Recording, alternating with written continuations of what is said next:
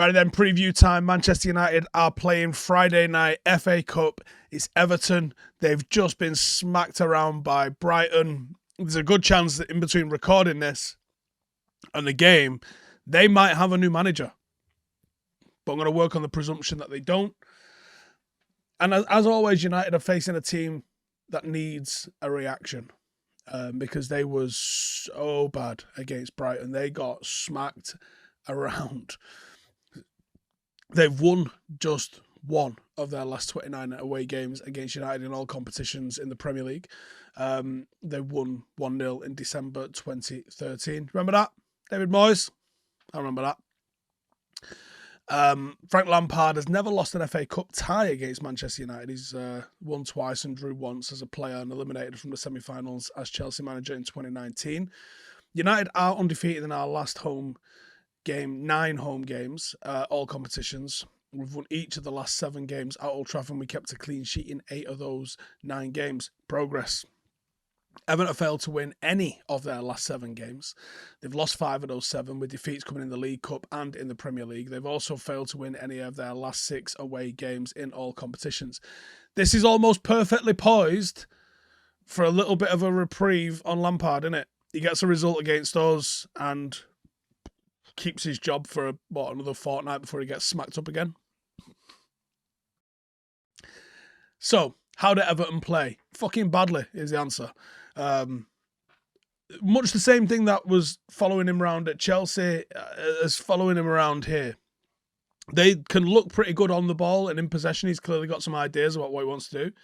Defensively, they might want to scratch your eyes out.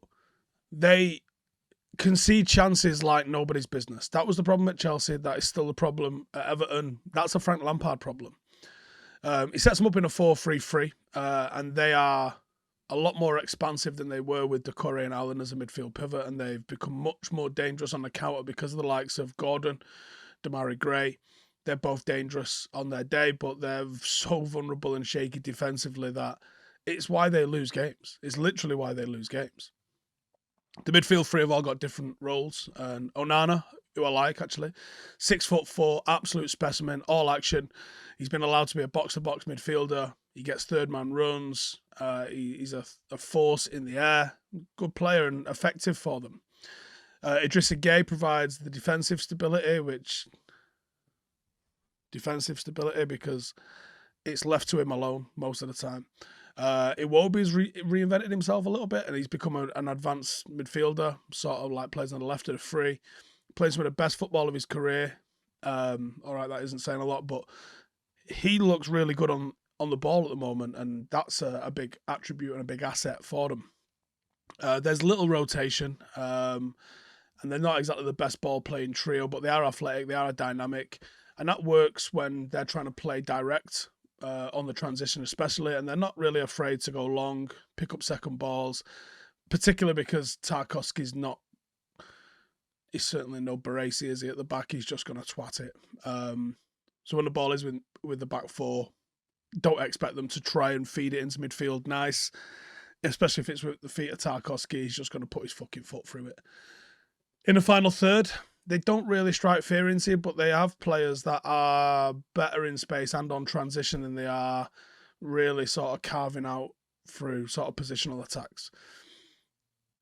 If there's a team sits back against them and gives them sort of settled possession in the final third, the lack of creativity and quality that they've got really lets them down. They're good when it's a bit of a fractured sort of defence and they can put the ball into an area and use speed and aggression to sort of take advantage of that, but they don't really have many patterns of play or the patience or the quality to be able to break teams down. I expect them to hold their shape and try not to lose this game and then look to try and hit United on the counter rather than try and take the game to us, especially after what happened against Brighton. Starting 11, I think it'll probably be Pickford, Coleman, Mina, Tarkowski, Milenenko, Onana, Iwobi, Idrissa Gueye, Gordon, Calvert-Lewin, and Gray. And the star man at the moment is probably Idrissa Gueye in this game, but the one that's going to hurt United is probably Demarai Gray. Top scorer, 5 goals in all competitions, electric pace, gifted dribbler. He's inconsistent, but he does seem to show up against the big boys. And I think one of the reasons for that is they're the games where opposition don't respect Everton as much and they give them a little bit of space, and he's someone who can take advantage of that space. He can be very dangerous, and he's always had bags of talent. His pace is an absolute concern for United on the counter. Capable of spectacular and can score every sort of goal. So the fullbacks have got to be aware. Match winner for United? I'm going to say Garnacho. Because I think United are going to go with a fairly strong side, but I think there's slight rotations going to be coming in. And I think Garnacho is going to have the opportunity. And he hasn't made up the numbers as the youngster when he's come into the team. He's shown sparks, he's shown impact, he's managed to get goals, he's managed to provide assists, he's managed to create chances. His willingness to go 1v1 and express himself has been great, and I'd absolutely fancy him.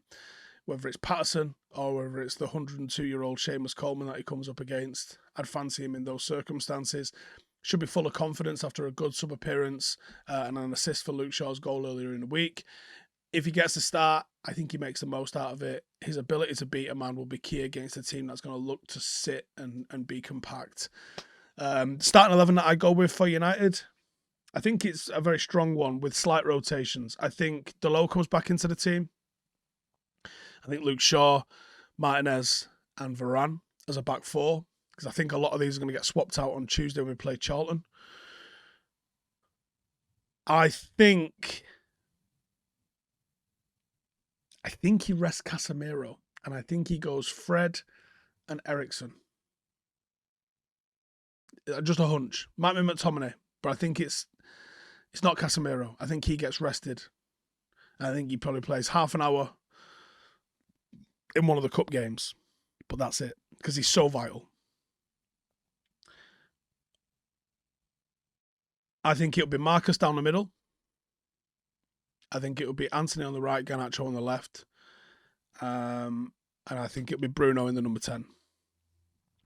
How do we beat them? You got to be careful on set pieces. And the one thing that Everton are is that they're a big side. Onana, Calvert-Lewin, Mina, Tarkowski, they can be an aerial threat big time. They will be a danger. So try not to give free kicks away in stupid areas, because they have got good delivery. And ironically, they're not very good at defending their own area from crosses, and they mark poorly, lose concentration. Just shit defensively at set pieces. Creativity is key. We will need to be at our attacking best, because even though they give teams a chance and they often look hilarious defensively, they're going to come to Old Trafford concentrated. It's the FA Cup. They've just had a smacking. They'll be all getting a chewing this weekend. I expect focus from them in this game. So I do think they'll be tough to break down. You're going to need Bruno at his best. You're going to need to be clinical when you get the opportunity. Crosses into the box would suit their centre halves. So you've got to look for angles. You've got to look for through balls. You've got to look to try and make space in between fullbacks and centre halves. You've got to look for those clever little balls there. You've got to see Garnacho running at people, have someone overcommit, make a little bit of space that way. That's how you're going to get in and amongst them. And then you have to be wary of the counter, because Gray and Gordon are so dangerous. They're athletic. They're good dribblers. You can't leave a lot of space for them to hit you on the transition, because they will, and they will hurt you. You can't switch off when you go forward. And we don't need to lose the game trying to win it. You just got to be sensible. And if we're sensible, you get this game done. We are more than good enough to see this one out. It's just, are we going to see some sort of reaction from how poor Everton have been? If we are, that could be a factor for us. Otherwise, I think United get the job done quite comfortably. First goal will be key, whichever way it goes. Let me know your thoughts, score predictions in the comments. I'll see you in the next one. Laters. Hey, thank you for watching the video. If you are new around these parts, then don't forget to subscribe. My channel is proudly supported by my community on Patreon. If you'd like to get a little bit of extra content, a Discord group, meetups, five-a-side games, weekly podcasts, behind the scenes, and even an occasional bit of transfer news as and when I get it, then for the price of a pint, you can show your appreciation for the content that we make and get some goodies for doing so as well. Check the link in the description or click the button right here. You'll also find all of my socials here too if you want to follow me on any of those platforms. Nice one.